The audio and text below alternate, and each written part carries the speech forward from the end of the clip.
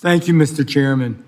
I rise today in strong support of the manager's amendment and to highlight the inclusion of 3 critical amendments that will strengthen our bridges, improve our transparency, and enhance our regional airports. First, I want to thank Chairman Graves and the committee staff for working with us to include these provisions in the manager's amendments.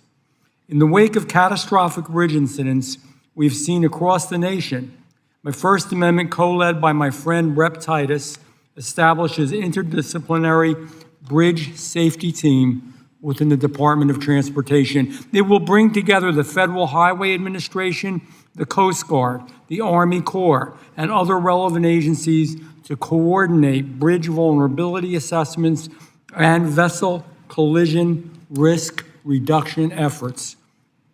These agencies operate in silos very often, so this will ensure that expertise is shared as it should be and vulnerabilities are identified as they should be. The bill has the highest level investment in this bill, our bill today, has the highest level of investment in bridges in American history. So we must do everything we can to protect our investments, our infrastructure, and the safety of the traveling public. The second provision included is co-led by my friend Nellie Poe, is about transparency and fairness for the bus operators. These operators are often left in the dark about what price they are paying at tolls compared to other drivers.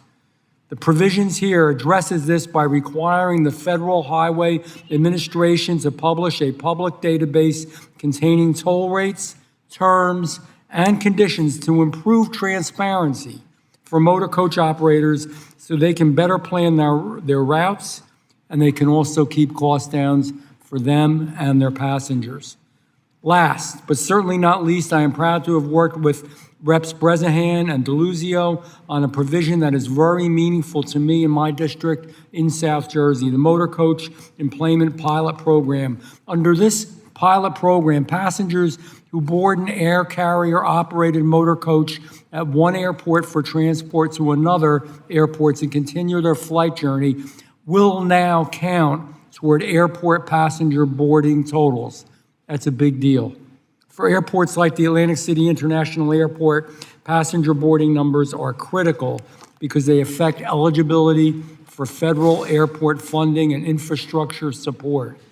Nowhere is this more important right now than in South Jersey. Atlantic City International Airport has been hit hard by the closure and service reductions that you've all read about associated with Spirit Airlines. The airport is facing real economic pressure, and the surrounding region depends on that airport for tourism, jobs, and connectivity. South Jersey can't afford to lose this critical asset, and America can't afford to lose it.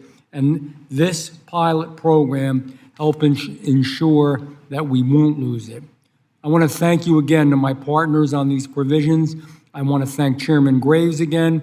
I want to thank Ranking Member Larson again, all of them for their support. And I urge my colleagues to support the underlying bill. And I yield back.